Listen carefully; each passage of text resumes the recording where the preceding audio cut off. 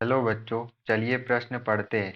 वह कक्षक चित्र जिसमें अफबाऊ सिद्धांत भंग होता है। हमें यहाँ पर प्रश्न के चार विकल्प दिए हुए हैं, जिसमें हमें यहाँ पर उपकोष में इलेक्ट्रॉन को यहाँ पर हमें 2s और 2p जो कक्षक है उनमें इलेक्ट्रॉन को भर कर दिखाया गया है। तो हमें यहाँ पर बताना है कि अफबाऊ सिद्धांत को कौन भंग करता है। अफबाऊ सिद्धांत के नियम का कौन सा जो यहाँ पर उपकोष जिसमें इलेक्ट्रॉन भरे वो पालन नहीं करता है। तो चलिए हम प्रश्न की मुख्य अवधारणा देख लेते हैं।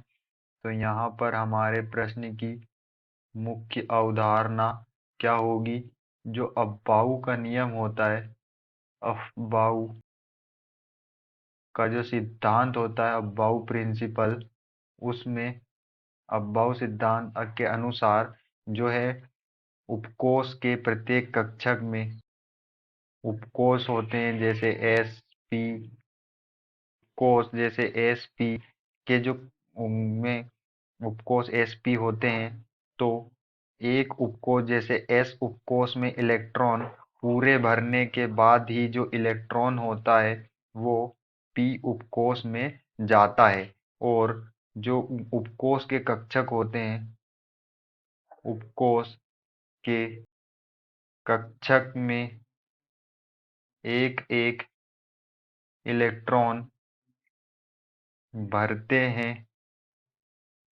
फिर इलेक्ट्रॉन का युग्म बनाते हैं।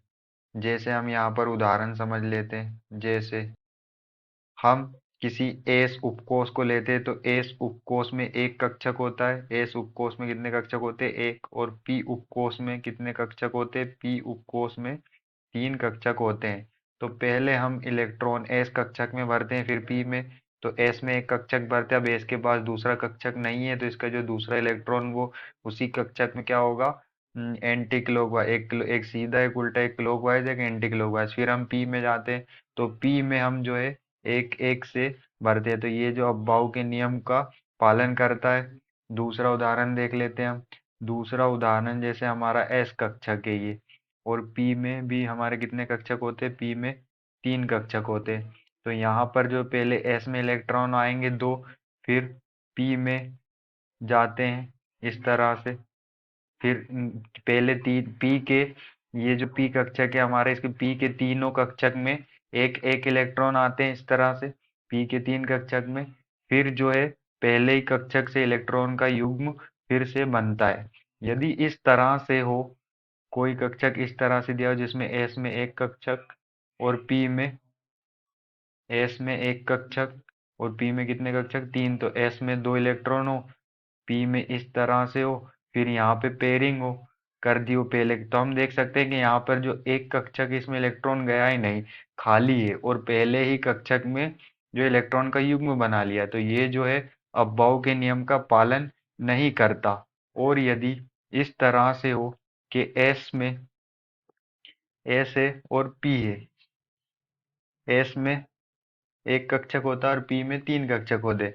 यदि एस में एक ही इलेक्ट्रॉन भरा और फिर जो पी कक्षक होते उसमें इलेक्ट्रॉन भर दिए, तो यह भी जो है अफबाऊ के नियम का पालन नहीं करता। क्योंकि जो पहले उपकोष आता है उसमें उसके जो सभी कक्षक में जो इलेक्ट्रॉन अगर उपस्थित हो हमारे पास, जो है उपस्थित हो, तो उसके पूरे उपकोष के जो कक्षक होते हैं, उसके उपकोष के जो कक्षक होते हैं वो पूर्ण होते हैं। उसके बाद जो है इलेक्ट्रॉन अगले उपकोष में जाता है। पहले एस के कक्षक में सभी इलेक्ट्रॉन भराते हैं, फिर पी जो उपकोष है उसके कक्षक में इलेक्ट्रॉन जाता है। तो चलिए हम यहाँ पर अपने विकल्प को चेक कर लेते हैं। तो विकल्प ए जो हमें दिया हुआ है, जिसमें एस में एक कक्षक होता है और पी में तीन होते हैं, तो ये क्या है हमारा 2s। तो इसमें जो है हमारे दो इलेक्ट्रॉन भरे हुए हैं, फिर पी में हमारे पास दो इलेक्ट्रॉन बचते हैं, तो जो हमारे 2p कक्षक में आते हैं। तो ये अफबाऊ के नियम का पालन करता है। जो अब विकल्प हमें बी में क्या दिया है? बी जो है उसमें हमें इस तरह से एस में दो इलेक्ट्रॉन है और पी में जो है तीन इलेक्ट्रॉन बचे, तो हमारे पास तीनों में एक एक आ जाएंगे। ये भी हमारा अफबाऊ के नियम का पालन करता है। विकल्प जो सी है उसमें हम देख सकते हैं कि यहाँ पर जो है एस में कितने कक्षक होते हैं, एक, और पी में तीन। तो यहाँ पर जो है एस में सिर्फ एक ही इलेक्ट्रॉन बढ़ा है, और फिर उसके बाद जो है पी में इलेक्ट्रॉन चले जाते हैं। तो ऐसा नहीं होता। इस तरह से हमने यहाँ पर देखा था कि एस के जो है पूरे इलेक्ट्रॉन भराते, एस उपकोक के जो कक्षक में दोनों इलेक्ट्रॉन आते, उसके बाद पी में जाता है।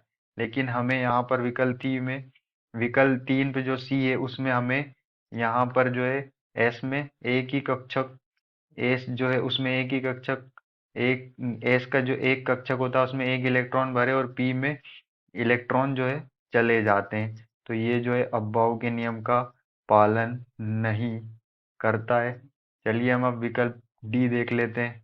तो विकल्प डी में हमें एस में एक कक्षक और पी में तीन कक्षक होते हैं।